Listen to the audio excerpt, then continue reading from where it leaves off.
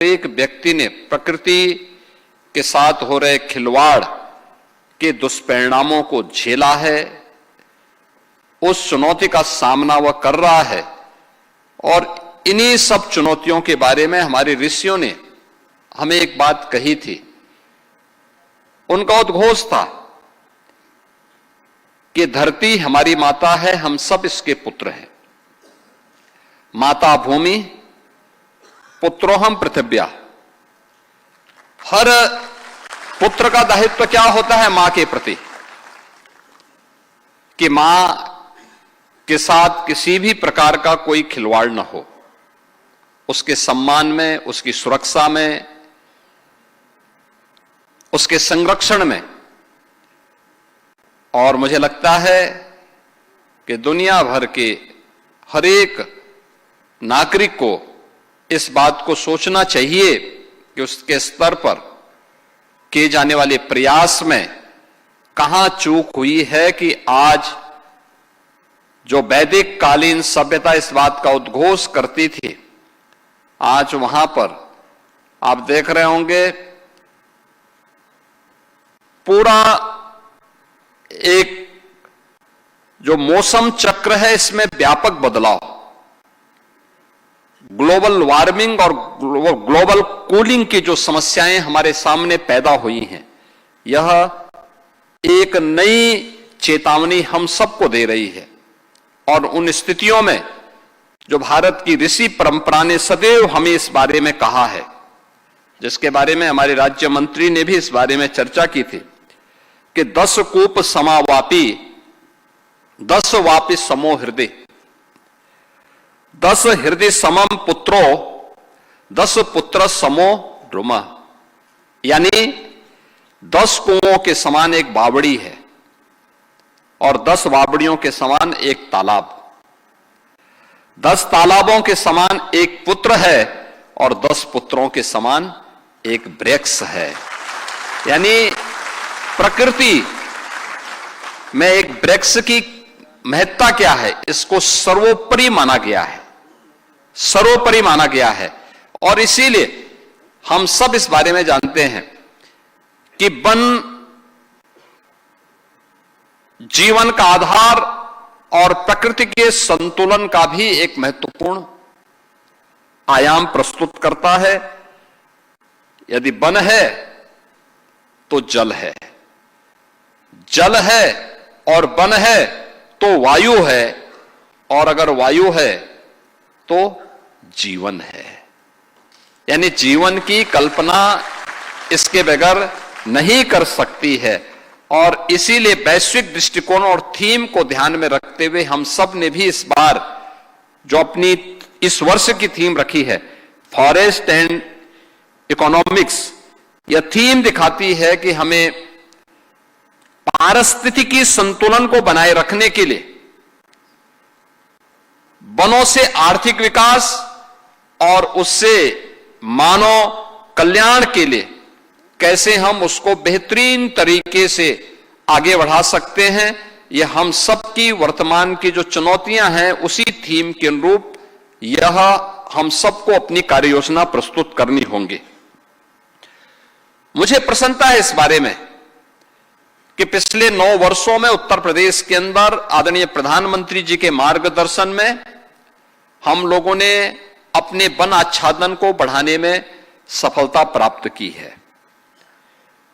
ये एक प्रयास है और मेरा मानना है कि इस प्रयास में हमें सफलता प्राप्त तब हुई जब हम लोगों ने इसे जन आंदोलन बनाने का कार्य किया। ये केवल वन विभाग का कार्यक्रम नहीं बन पाया था। मेरा मानना है कि जब भी कोई अभियान जन आंदोलन बनता है तो उसमें सफलता प्राप्त होती है, क्योंकि उसमें समाज उसको लीड करता है, सरकार पीछे रहती है, विभाग पीछे रहता है, उसको देखता है, वॉच करता है, उसको सपोर्ट करता है। परिणाम हम सबके सामने आते हैं। जब सरकार आगे होती है, विभाग आगे होते हैं, पब्लिक पीछे होती है, परिणाम नहीं आ सकते, क्योंकि किसी की जवाबदेही नहीं होती। हमने पिछले 9 वर्षों में जो सफलता प्राप्त की है, इस सफलता के पीछे का आधार था कि हमने इसको जन आंदोलन बनाया, जिसमें समाज आगे था, सरकार पीछे थी। सरकार का काम सपोर्ट करना था, समर्थन करना था, उन बैरियर्स को हटाना था जो वनाच्छादन को बढ़ाने में कहीं ना कहीं जो अवरोध थे, बैरियर थे, उनको हटाने में सरकार सपोर्ट कर रही थी। मुझे याद है जब हम लोगों ने पहले वर्ष इस बारे में कहा था वन महोत्सव के अवसर पर कि हमें व्यापक पैमाने पे वृक्षारोपण करने हैं। कुल 5.5 करोड़ वृक्षारोपण हो पाए थे और हमें नर्सरी के लिए वन विभाग के पास इतनी नहीं थी। निजी नर्सरियों पर निर्भर रहना पड़ा था, निजी उद्यानों पर निर्भर रहना पड़ रहा था।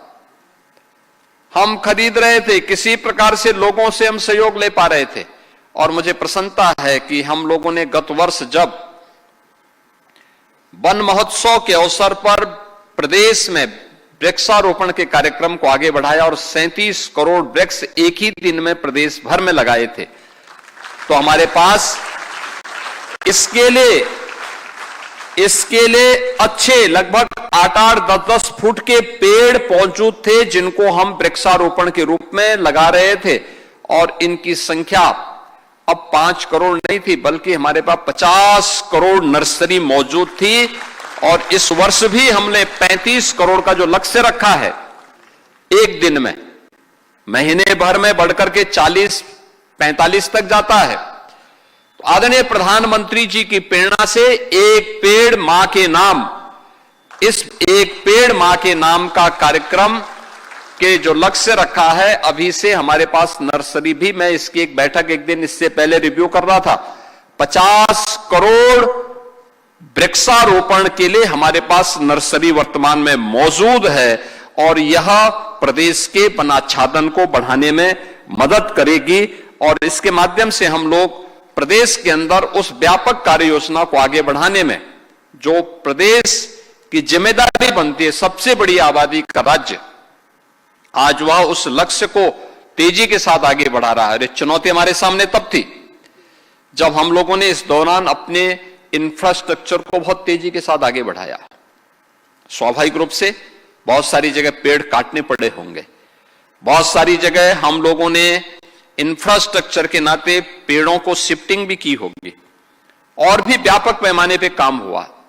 उत्तर प्रदेश वर्तमान में यह मान करके चलिए कि लगभग 2 लाख करोड़ का अपना कैपिटल एक्सपेंडिचर खर्च कर रहा है लगातार पिछले कुछ वर्षों से। देश के अंदर सर्वाधिक धनराशि है ये। तो सबसे बड़ा इंफ्रास्ट्रक्चर प्रदेश के अंदर पर, धनराशि इंफ्रास्ट्रक्चर पर खर्च होने के बावजूद उत्तर प्रदेश का वन आच्छादन बढ़ना एक सुखद अनुभूति कराता है। और मुझे लगता है कि चीजें दिखती हैं कि हम इन कार्यक्रमों को आगे बढ़ा सकते हैं। और उसी का परिणाम था कि हम लोगों ने पिछले 9 वर्ष में 242 करोड़ वृक्षारोपण करने में सफलता प्राप्त की है और अब यह बढ़कर के लगभग 10% तक पहुंच चुका है।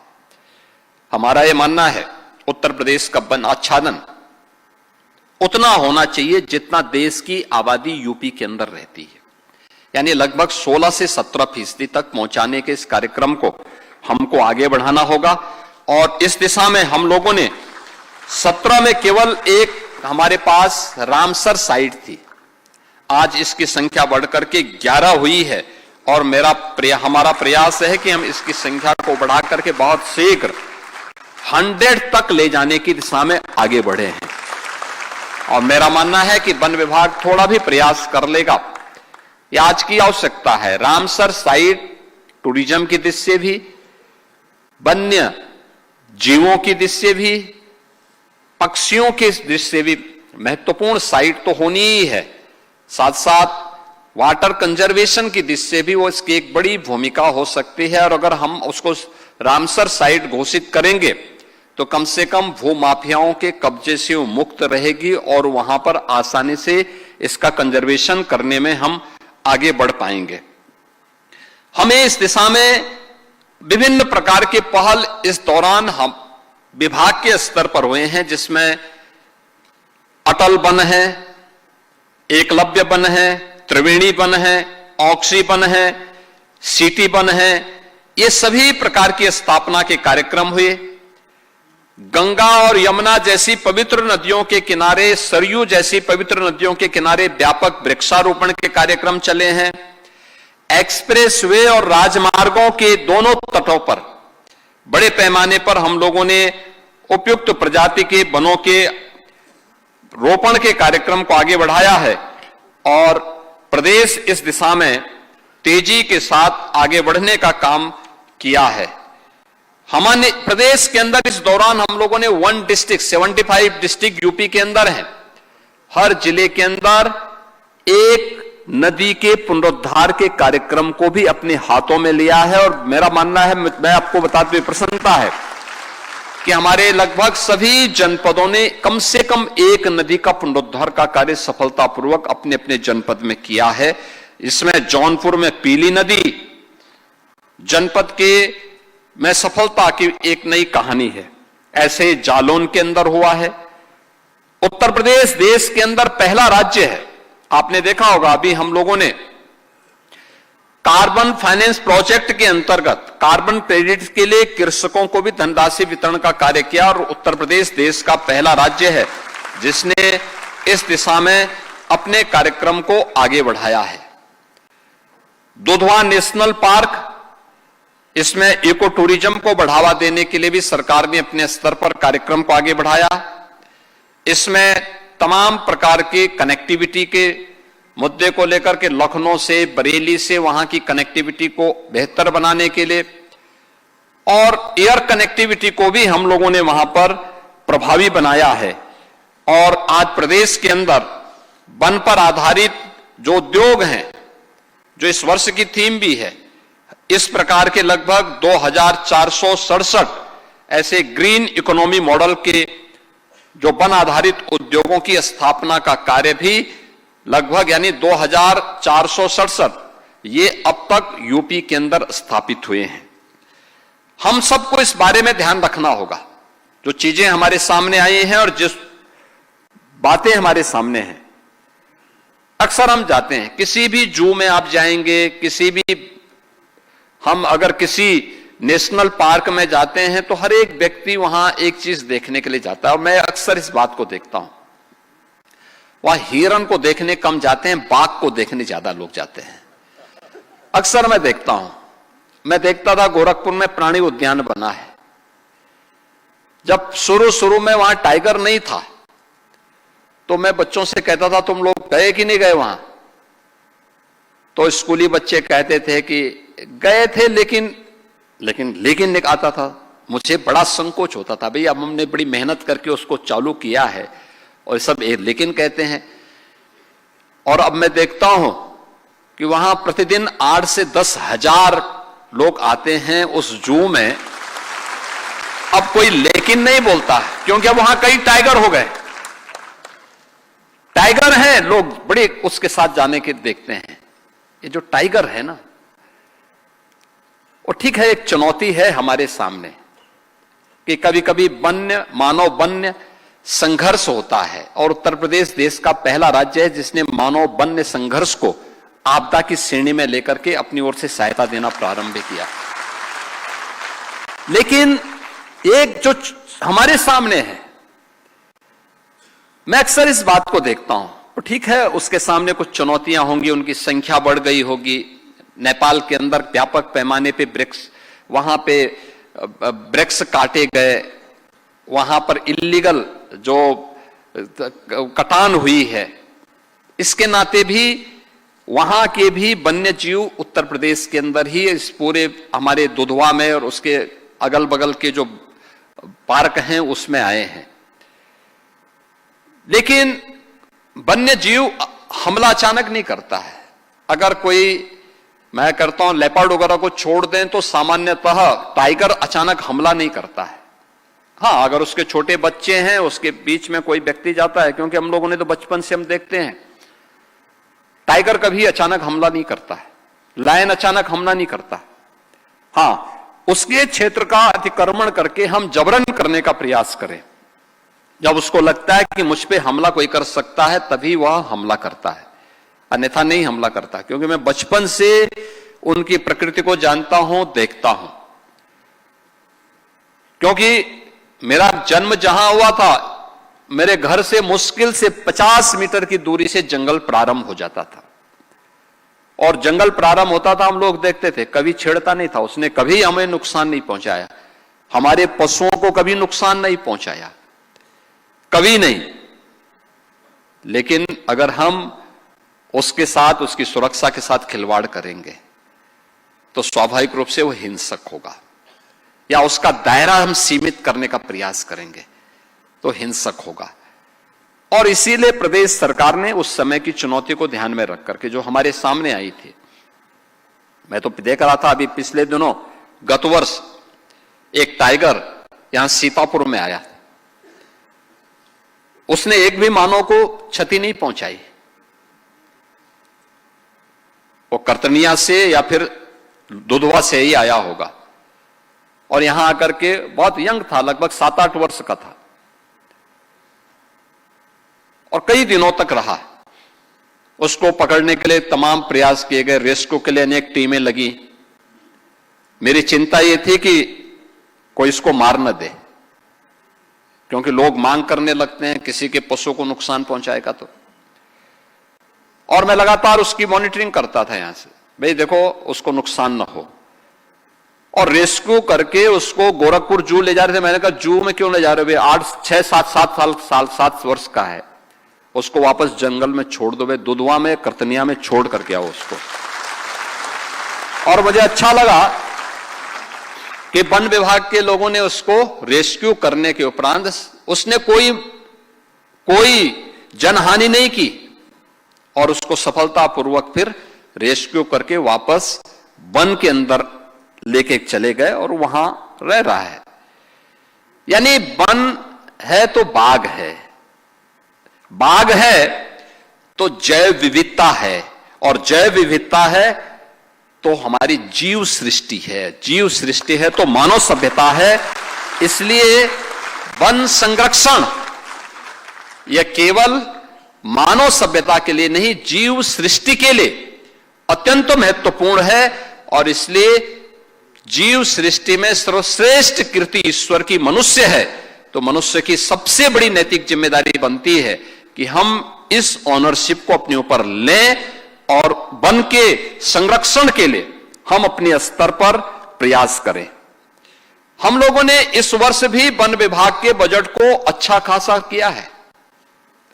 देखिए, कुछ विभाग ऐसे होते हैं जहां पर पैसे के लिए हम कभी हाथ नहीं बांधते, पर्याप्त मात्रा में धनराशि उपलब्ध करवाते हैं। जैसे सुरक्षा के मुद्दे पर हम लोग जब आए थे, तब से आज की तुलना में अगर उत्तर प्रदेश के अंदर सुरक्षा के मुद्दे पे बजट आप देखेंगे तो ये कई गुना हम लोगों ने बढ़ा करके दिया है।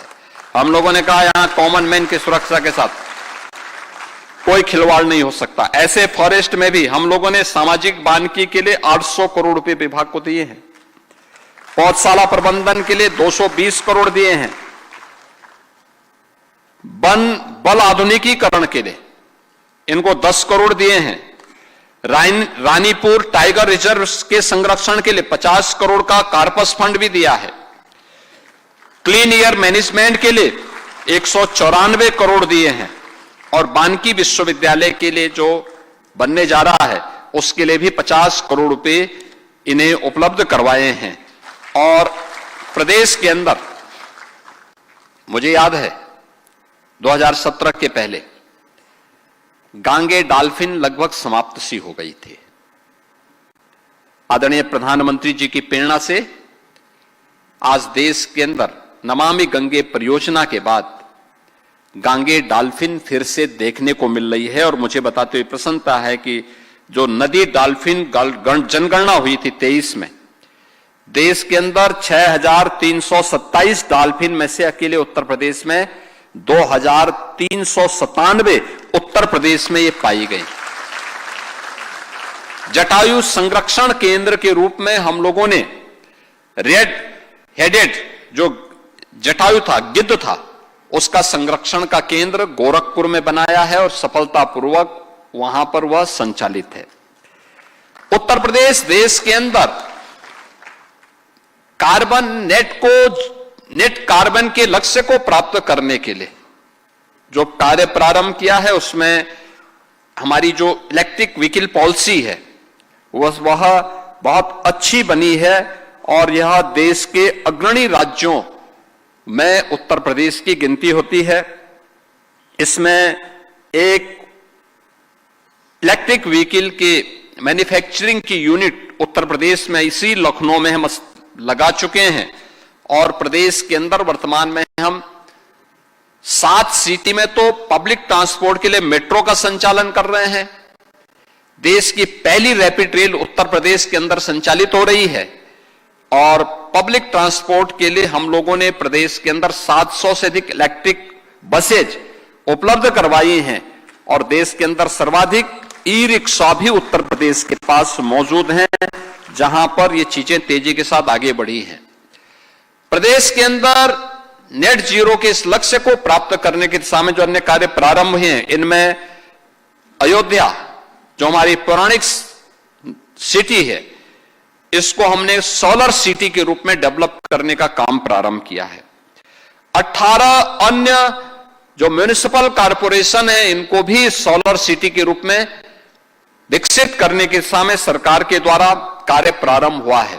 प्रधानमंत्री जी की महत्वाकांक्षी जो योजना है कि पीएम सूर्य घर मुफ्त बिजली योजना, इसमें 1400 मेगावाट से अधिक विद्युत उत्पादन की क्षमता के अब तक 4 लाख रूफटॉप सोलर हम स्थापित कर चुके हैं। आप अनुमान करें 1400 मेगावाट का विद्युत उत्पादन उसके माध्यम से हो रहा है और हम लोगों ने 2022 में एक लक्ष्य रखा था कि हम अगले 5 वर्ष के अंदर यानी 2027 तक 22,000 मेगावाट की रिन्यूएबल एनर्जी विकसित करेंगे और इस दिशा में हमने कार्य प्रारंभ किया है।